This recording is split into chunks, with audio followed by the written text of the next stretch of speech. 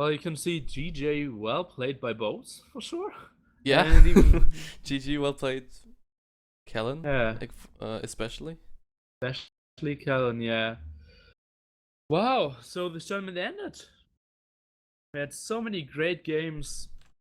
Great silver bracket final as well. Winchester against Roomstock going at each other there, going for 7 great games. Great performances by so many players. Thanks for the sponsor, obviously, Sheep Bandit.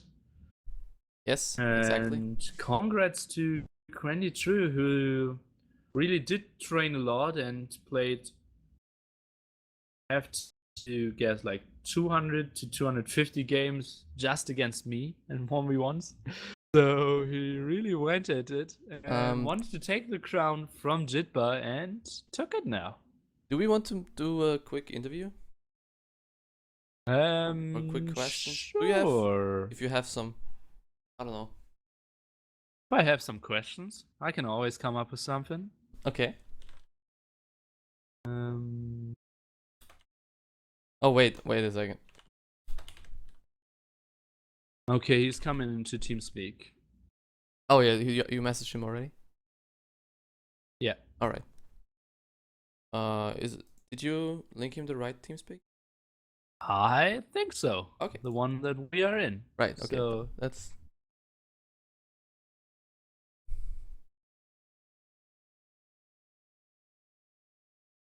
Gian, thanks for letting us watch. What?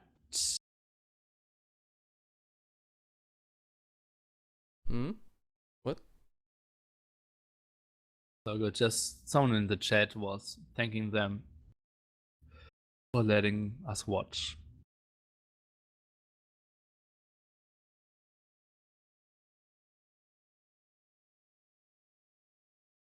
Actually, I want to have an interview with Jidba as well. Uh, User joined your channel. But hello? Mr. Kellen. Hello. Congratulations. Man, I feel so exhausted right now. You sound exhausted. those were intense games. I was definitely kind of going crazy, playing as hard as I could.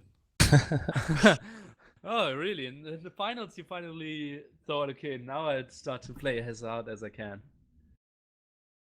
No, it's not like that. It's just I had to change the way I play a little bit to play Jidba. I mean, I was confident going into the first series against him for winners bracket final, and it didn't go so well. Okay, and what did you change? Yeah. So, focus mostly on is Jippa is really good about getting like an upper hand really early in the game, and so my main priority was basically to shut him down early, or at least make the game even going into mid game, and then I usually feel that my late game tends to be a little bit stronger than his. And that was kind of my goal. I practiced a lot my starts, like Hussar micro at the start, while also building and everything.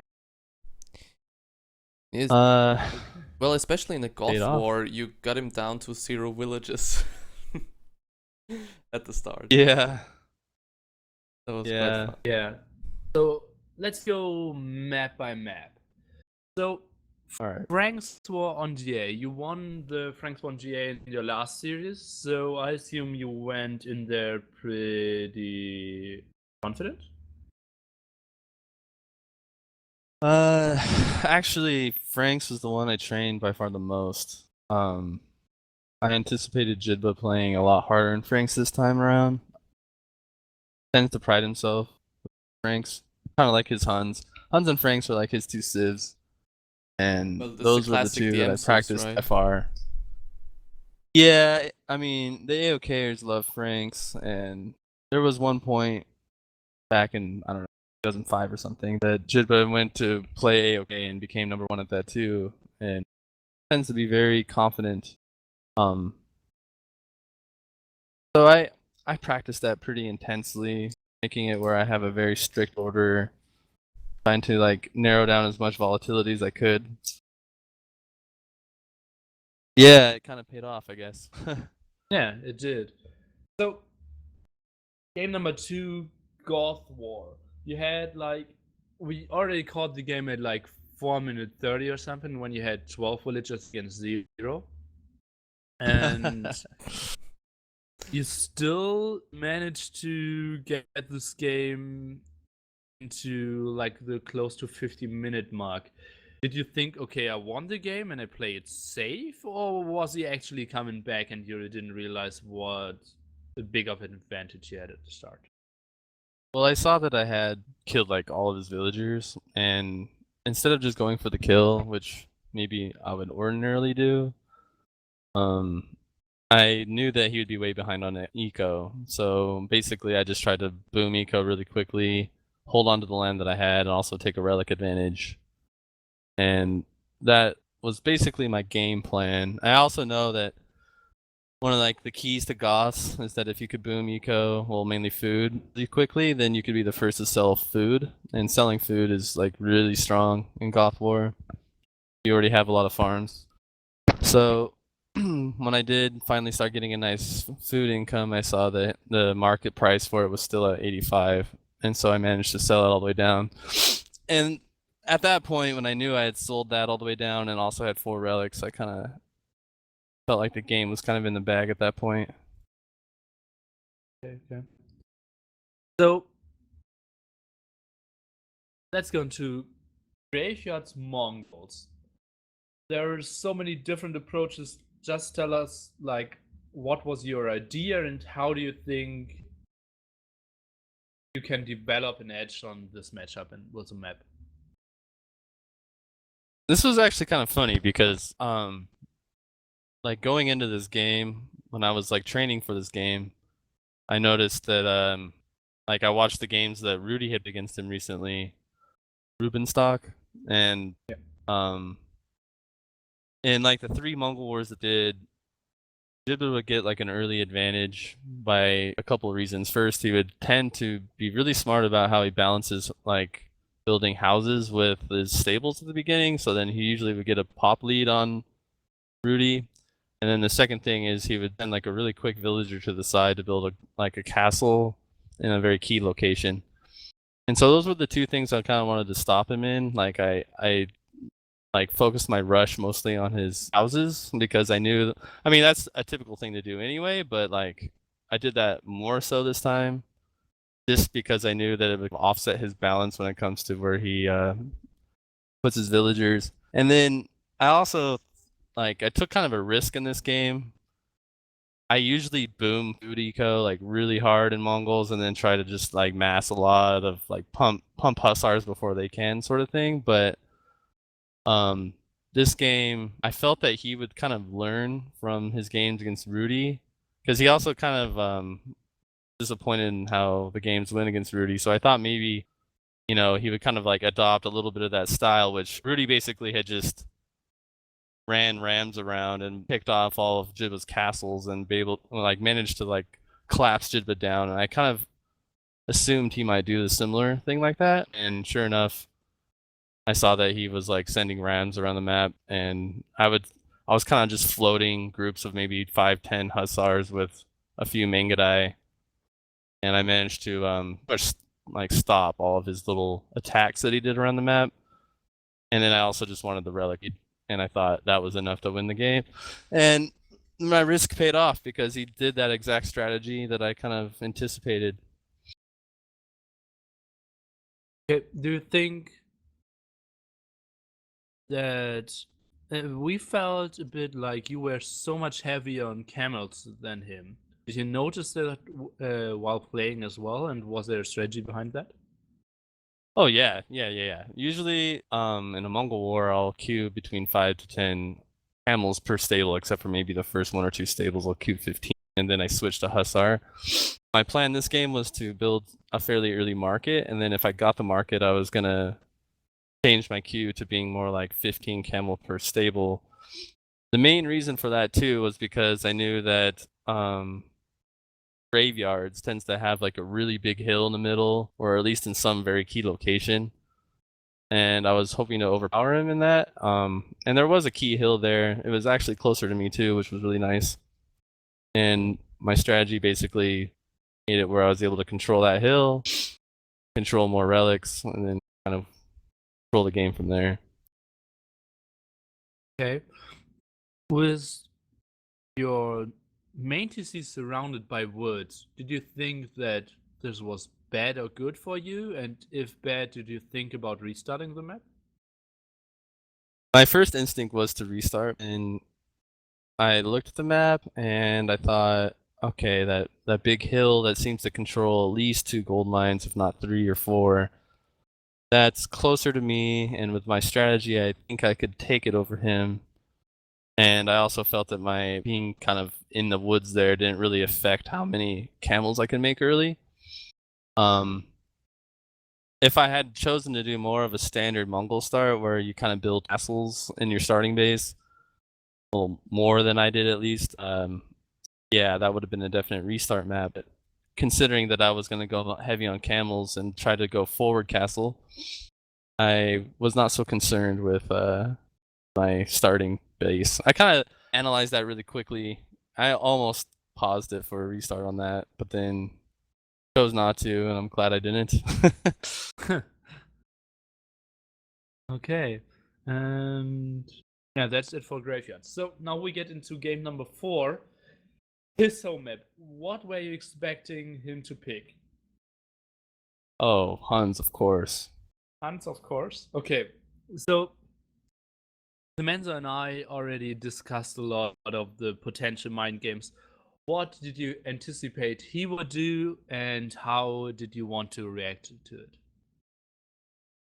I anticipated that he would go one villager market at the start, or he would do something like a 4th villager market. Those are the I actually rewatched the games from the Awakening that he played against Viper in the final. I was not gonna be. I was definitely not going to like repeat the mistakes that Viper made. And Which were those? well, so Viper. I don't want to rag on Viper too much. Okay, then let's call him Mr. V. Mr. No one V knows Makes Mr. every V. difference. Every difference there is. All right, well, so he kind of fought the market head on for one, and for two, the way he tried to like contest the market at the start didn't work out for him. If you noticed, like in the last game of their finals, Viper did a 2 villager market, and so Mr. he V? actually Mr. V. It's the same thing. Like he did a 2 villager market, and Jidba did a 1 villager market, which is like the best advantage that you could hope for. But then he still managed to lose in a large part because he was way too one-dimensional in that game. Like he pushed straight at Jidba while also trying to like eco really quickly.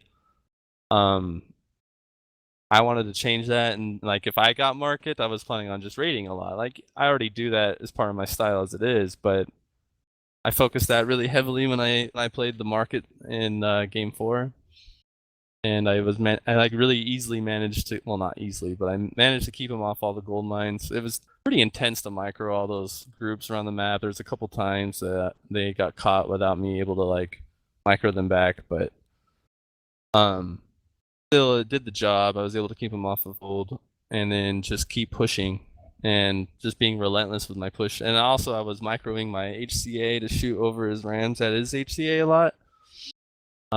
It's more of a recent thing where I've actually been numbering a little bit more. Like, for instance, I might number a group of 40 HCA, like 1 through 6, so that I could just roll through the numbers and right click and kill all of his HCA that way. And you guys probably noticed there was a couple times where our HCA fights were fairly even, but then I ended up winning the fight. That was kind of the reason why. That Yeah, totally. Like every time all the that time. we were like, wow, how is he winning those fights? He must have used like 2 to 7 as groups for them. That's Exactly. what Clemento said. Exactly. Right. So yeah, and so basically everything went according to plan in that. In fact, when I saw that he was being extremely aggressive, when he called the re on the first game because I stole the market, and then I figured in the second game he would end up going anti-market or a late market, so I just did a 1-vil market, and that paid off too because he only did like a late market. And then he managed to rush really well, like kind of like I expect him to. Killed a lot of my villagers and he slowed me down. But I didn't make the mistake of like trying to push really quickly at him. I just kind of masked in my base and it like kind of evened out the numbers that were fighting because of all the time it takes his army to go across the map. I managed to take a rather even fight at my base and then push him off of that hill. Once I pushed him off that hill, I felt really comfortable. Like I castled the hill, then I was like kind of booming my eco and picking off his villagers on gold mines, and everything was kind of going according to plan after that. Were you surprised that he didn't take the hill in the middle fast enough?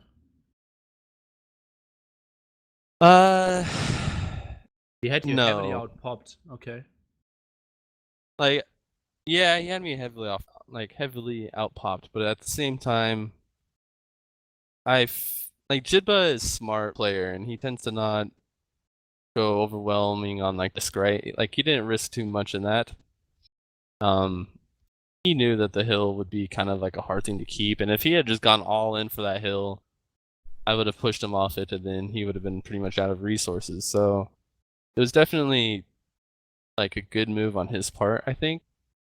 What I think Jibba was hoping for was that, you know, he bought himself a lot of time to like make a very structured base with all those castles and everything around his gold mines, and like basically with anti-market Huns, you just need to get gold going, and if you could not lose many of your units, like not take too bad of a fight while also managing to gain a lot of gold, you tend to have an advantage around like 15 minutes or so. Clemenzor knows this very well.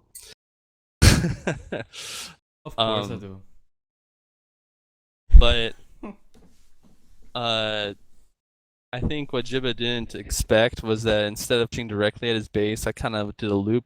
Like I saw that his gold mines were kind of on the other side of that forest, and I saw that there was just a clear path on the bottom side that I could just push through, and then I would still be able to stop his gold.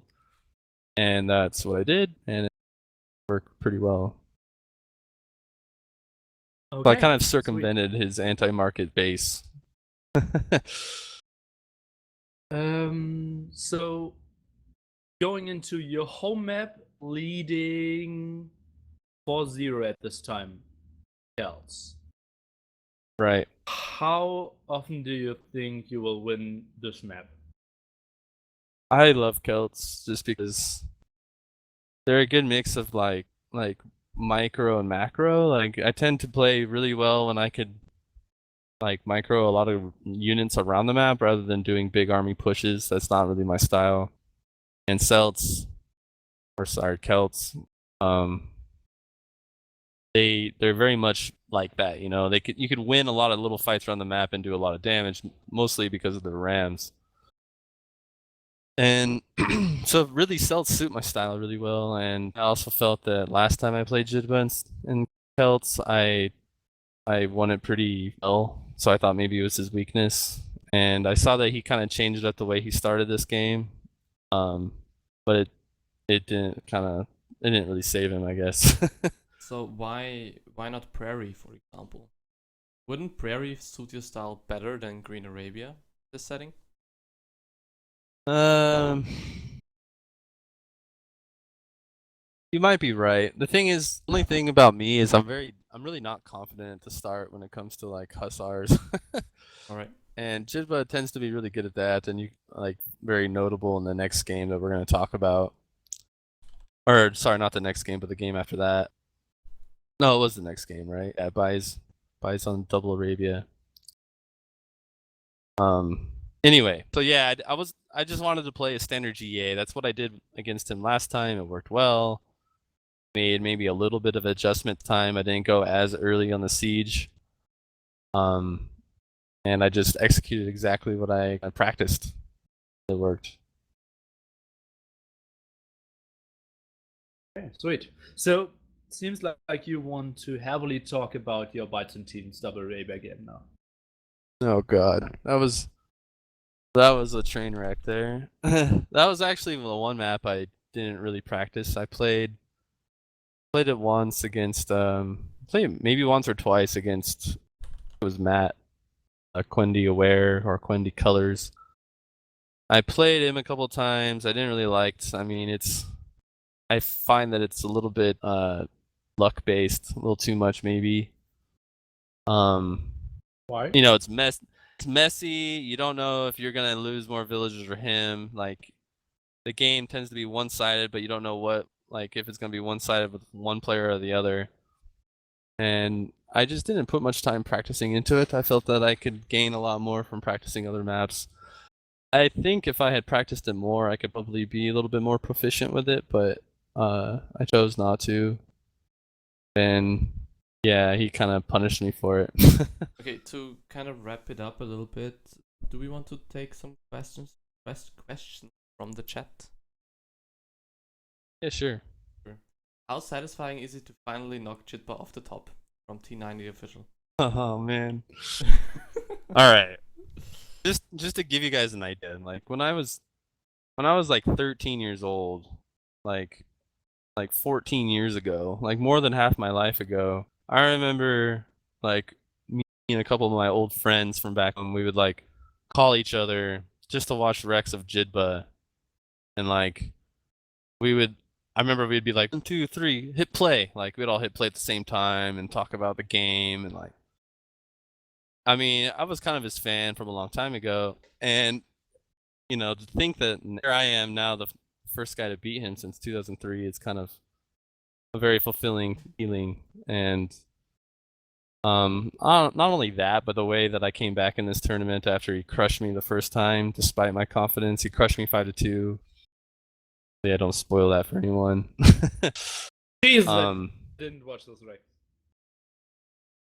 Yeah, so yeah, this I don't know. I can't give enough credit to Jidba. Like, really, he like DM general is a large part alive due to Jidba, because there was a time when Viper had came to DM and like he played a ton and he gained a lot of skill really quickly and managed to defeat a lot of us tops. He was beating most of us tops and probably could have beat any of us in a series at that time back in maybe 2003 or 13. I mean, I think it was 2012 or 13. And 13, I think. And then I remember Jidba just I remember people on the forums, you know, our armors were not tied in with DM at all at that time. We had our own lobby, we were kind of off in our own little world. Most armors like associate us with like custom scenario or something.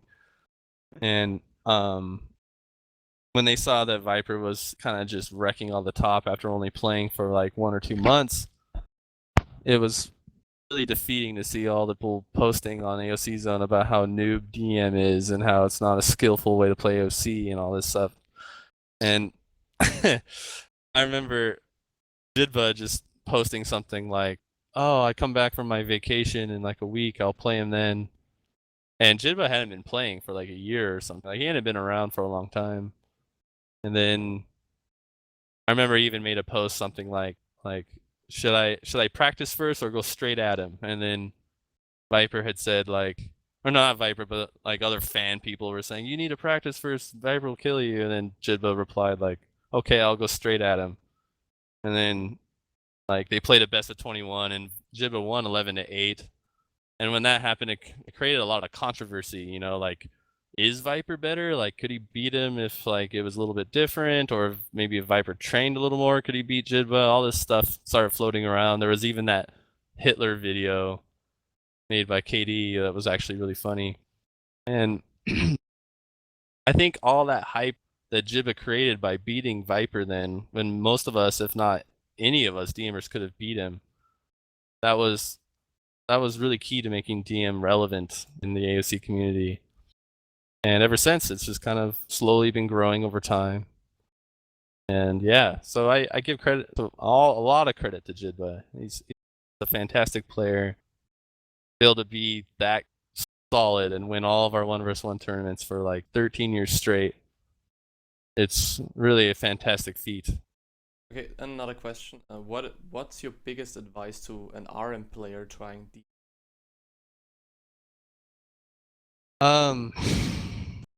I would say first thing to do is just learn build order, like learn Huns or something. Learn build order at the start. The nice thing about RMers, especially if you're pretty good at RM, you tend to already know how to win a game. Like you know what the elements are of winning. So like, you know, killing their enemy or taking a good fight, these things. Whereas maybe someone who's fresh to the game or fresh in DM, they don't understand those concepts as well yet. And so basically just focus mostly on your builder at the start, first of all. And if you succeed in doing that, I would try to understand like the transition of early to mid to late game DM. A lot of armors maybe struggle with like trying to go straight to late game feeling, or army compositions too play a big role, because in DM, for instance, in Frank War we make a lot of throwing axemen, whereas in Frank War RM I don't think you make throwing axemen, right? Not often. Yeah, or Celt, or I mean you pelts you you don't make a bunch of scorpions and such. Paladins. So yeah, or well, I guess you make paladin and woads usually, right? No, not with That's way too costly. Yeah, I you go don't for know. Halberdier Onager. I have no idea about RM. I don't pay any attention to it really. All right. Next question from Wayne. Now you have conquered DM. Do you think you could challenge the top RMers?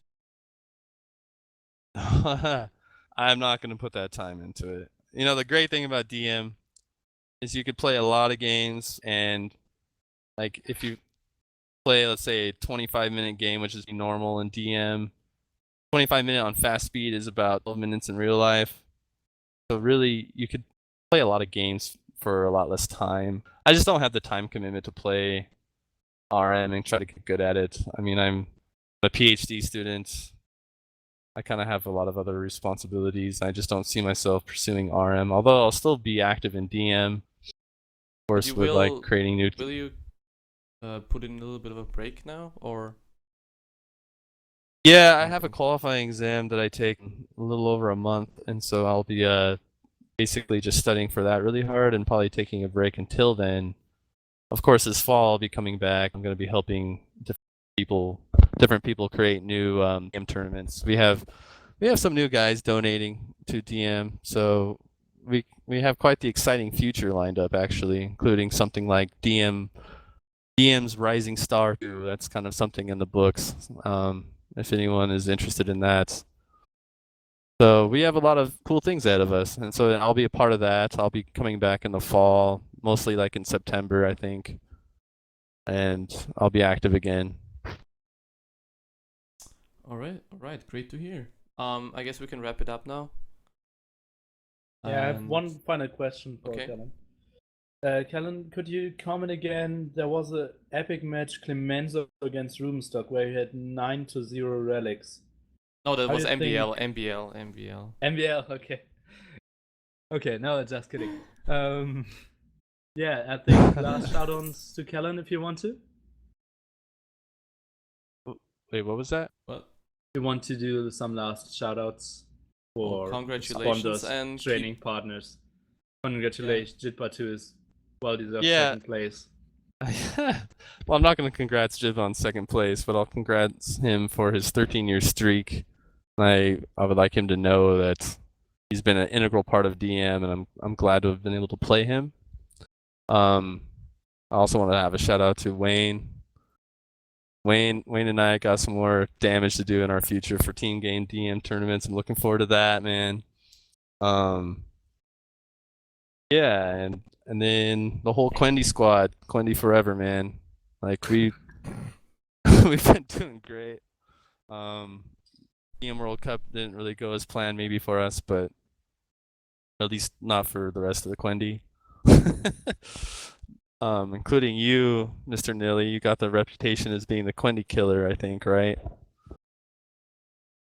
I got 2 out of 2 or something. What was that? 2 out of 2 or something? Yeah. But anyway, so yeah, that's pretty much all of my shout outs, I think. Oh, and to Robo. I got hats off to Robo for all the work he did for DM World Cup. I mean, that was fantastic. Can't thank that guy enough. Exactly. Oh, and also the sponsors for this tournament, including Max, Sheep Bandit. I mean, this tournament wouldn't have happened if it were not for him.